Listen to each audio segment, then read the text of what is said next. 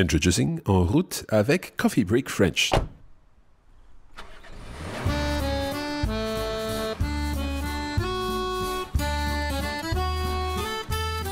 Bonjour et bienvenue à En route avec Coffee Break French. Moi, c'est Marc. I'm Mark, your resident teacher and host of Coffee Break French.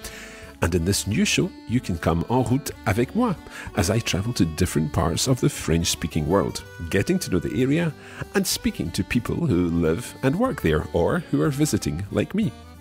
Pour notre première saison de En route, nous sommes en France. Nous avons voyagé au sud de la France, à la Côte d'Azur.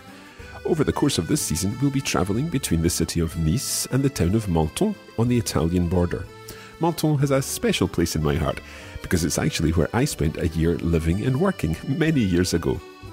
In this season preview episode, we'll give you a flavour of some of the people we've spoken to. You'll hear different voices, different accents, and of course, French spoken at different speeds. We'll be finding out about what there is to do in the various towns and villages of the area. We'll be learning about local culture, the local delicacies and traditions. And you're coming along for the ride. Above all, En route is about putting your French comprehension skills into practice. These interviews are real conversations with real speakers of French, and this is all about listening for understanding and learning about a beautiful part of the world. Alors, vous êtes prêts? Are you ready to get started? Allez, en route!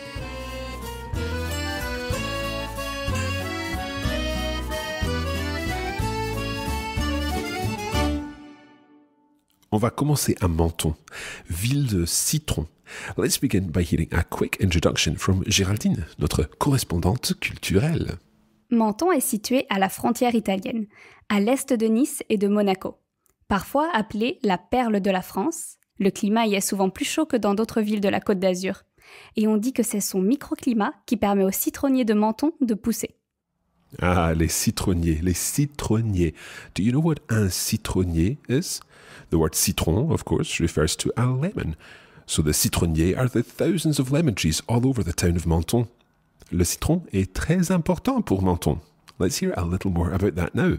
Alors, à Menton, le citron est très important, n'est-ce pas? C'est le citron est roi ici, on ne parle que de ça, on ne mange que ça, on ne boit que ça.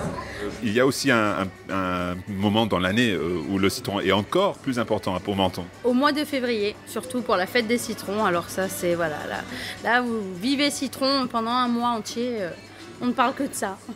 On ne parle que de ça, ne que, only. So on ne parle que de ça, we only talk about that, or that's all we talk about. Someone else who spoke about les citrons, and in particular about la fête du citron, was Eric, who works in the Tourist Information Office in Menton. Et donc, qu'est-ce qui se passe pendant cette fête de citron? En fait, on a les jardins qui sont décorés et ornés de citrons et d'oranges, et puis tous les dimanches, tous les week-ends, nous avons des corsos fleuris, donc des chars qui font toute la ville de Menton. Très bien, donc there's a procession of different floats which are all decorated in different ways. And I think every year there's a different theme. Il y a un thème différent pour chaque année, c'est ça? C'est exactement ça. L'année passée, le thème était Broadway. Et l'année à venir, on reste dans les comédies musicales, mais plus sur le thème Bollywood. Of course, one of the best things about being in Menton is wandering around the streets and sampling some of the wonderful local delicacies, and revisiting a few favourite haunts from my time there in the 90s. Que vendez-vous? Bonjour, donc nous ici nous vendons tout ce qui est pâtisserie, chocolaterie, les maîtres artisans en chocolaterie aussi, voilà, tout ce qui est brioche aussi et tout est fait maison.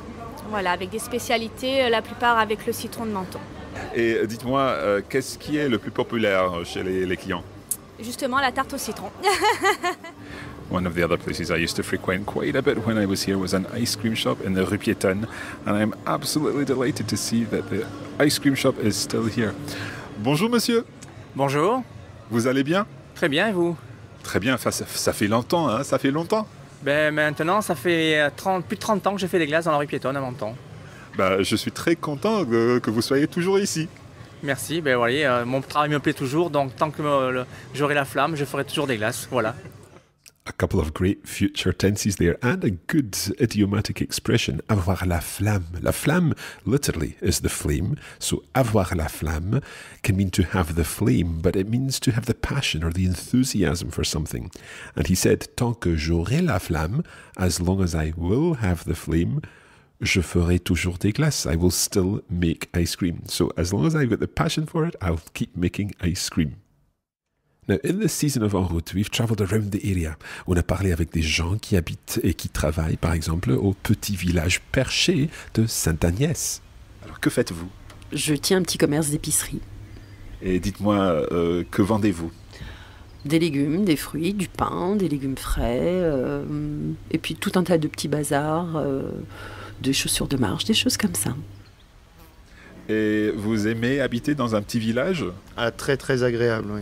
Beaucoup plus agréable qu'en ville. On est une grande famille, donc toutes les générations sont ensemble et de façon très régulière. Et on est allé aussi à la principauté de Monaco.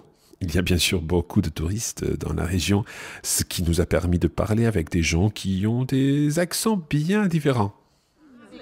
It's always great to find different accents when we're traveling, and we've actually come across some Canadian visitors. Bonjour madame. Bonjour. Vous êtes donc du Québec? Oui, je viens du Québec, de la région de Montréal. Très bien. Et dites-nous, qu'est-ce que vous faites ici à Monaco? Nous sommes venus visiter Monaco. En fait, nous logeons à Nice et nous avons prévu visiter Monaco, Èze, Cannes et probablement aussi nous allons aller voir les Calanques. Très bien. Et donc vous êtes prof peut-être? Non, moi non, je suis pharmacienne, mais j'accompagne des amis qui sont professeurs aussi. Our visit to Monaco coincided with the e-Prix, a version of the Grand Prix, mais pour les voitures électroniques. Here's Sandrine to tell us more. Alors dites-nous, est-ce que vous pouvez expliquer la scène ici devant nous? Écoutez, je vais essayer. Donc nous sommes à Monaco aujourd'hui sous un soleil terrible.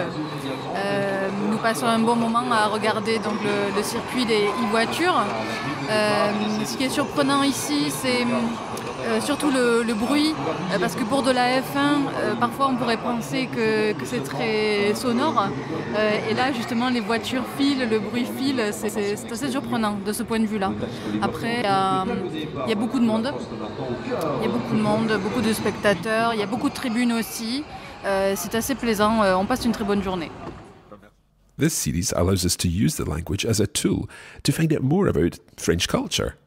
Je suis actuellement au musée Jean Cocteau à Menton et je suis avec madame Sandrine Faro, chargée des collections au musée. Alors dites-moi madame, qui est Jean Cocteau? Alors Jean Cocteau, c'est un artiste protéiforme, c'est-à-dire il a été à la fois poète, réalisateur de films, donc écrivain, peintre, dessinateur, donc multifacette en fait. Et justement, le musée à Menton présente toutes les facettes de son œuvre. Donc nous avons des expositions où nous pouvons voir à la fois les dessins de la collection, les peintures, les céramiques, des extraits de films également. Et la période qui est couverte, ce sont les années 10 jusqu'aux années 60. So we'll find out more about Cocteau and other artists from the area in this series. Culture includes language, and we've been talking also about some of the issues affecting speakers of regional languages in the area. Alors, tu es spécialiste en langue mentonaise. Oh, spécialiste, c'est un bien grand mot, mais enfin, on essaye de maintenir notre parler local. Alors, dis-nous, le mentonnais, ou bien, ça s'appelle comment, en fait, en mentonnais? On peut appeler ça le mentonnais ou le mentounasque. C'est un parler local, très réduit, puisque nous sommes évidemment sur la frontière avec l'Italie d'un côté, avec la principauté de Monaco de l'autre, et les Alpes, pour terminer, si vous voulez, et constituer une sorte d'amphithéâtre pour notre petit parler local. Pour moi, un aspect très intéressant de la vie de cette région de la France, c'est le fait que nous parlons d'une région frontalière. This is an area which straddles the French-Italian border, and many people live in one country and travel to another country every day to go to work. Alors, aujourd'hui, nous parlons des frontières. We're talking about borders today, because in this episode, we are crossing the border, back and forward, into Italy and then back out. We're heading to the town of Sospel from Menton, and in order to get there, we're going up the valley from Ventimiglia in Italy.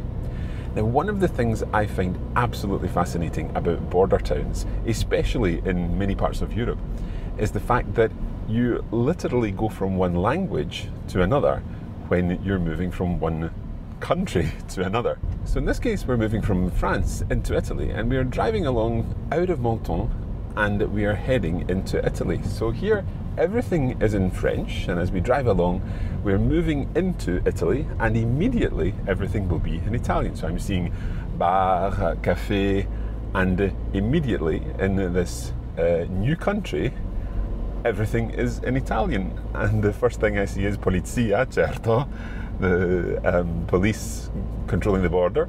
Now from here on in, everything is written in Italian, and we've gone literally no more than maybe even 100 meters, and now we're entirely changed language, so everything now is in Italian. And we do get some fantastic views back over Menton, looking back the way. Let's find out a little more about what it feels like to live and work on the border. Je suis là avec Eric. Bonjour Eric. Bonjour. Alors j'habite à la frontière franco-italienne, donc moi j'habite en France, techniquement, à Breil-sur-Roya, mais je fais un pas et je suis en Italie, et ce petit village c'est Olivetta San Michele.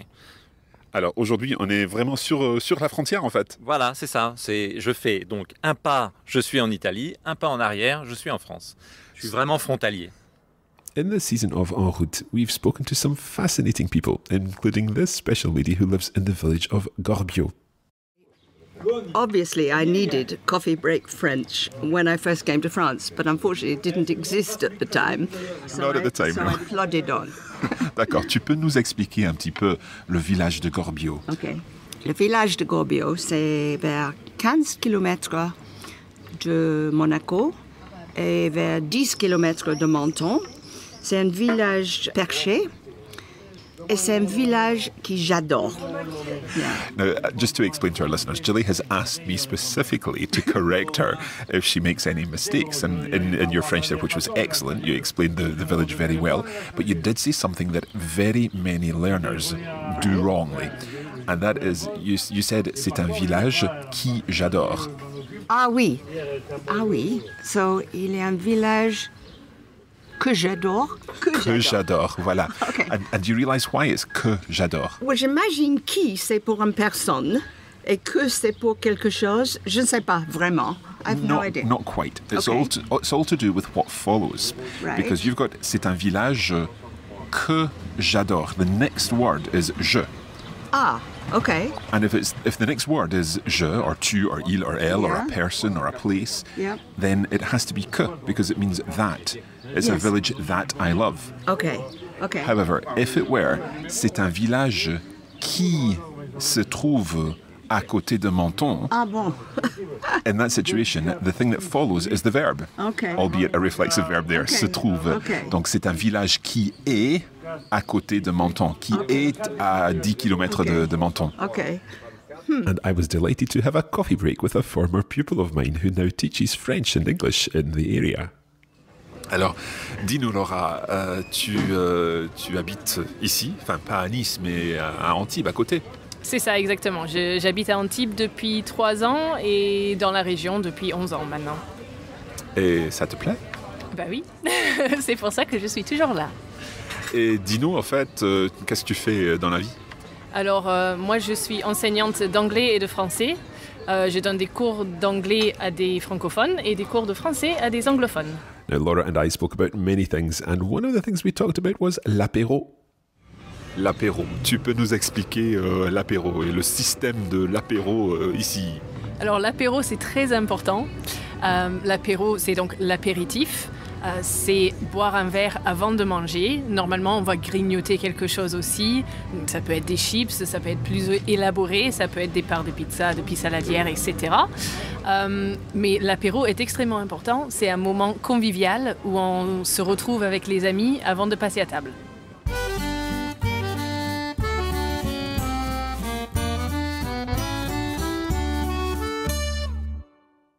Now, there's lots and lots of French in these episodes, and to help you with this, we'll be providing full transcripts of all interviews with vocabulary.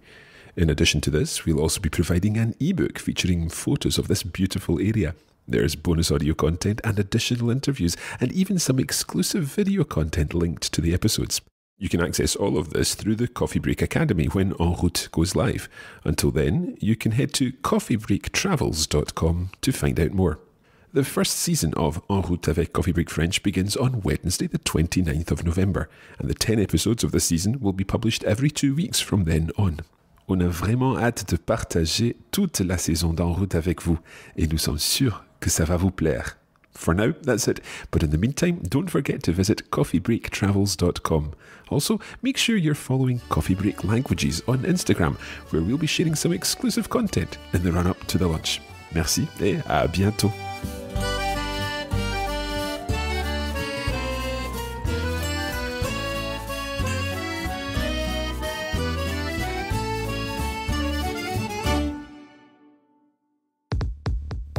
You have been listening to a production of the Coffee Break Academy for the Radiolingua Network. Copyright 2017 Radiolingua Limited. Recording copyright 2017 Radiolingua Limited. All rights reserved.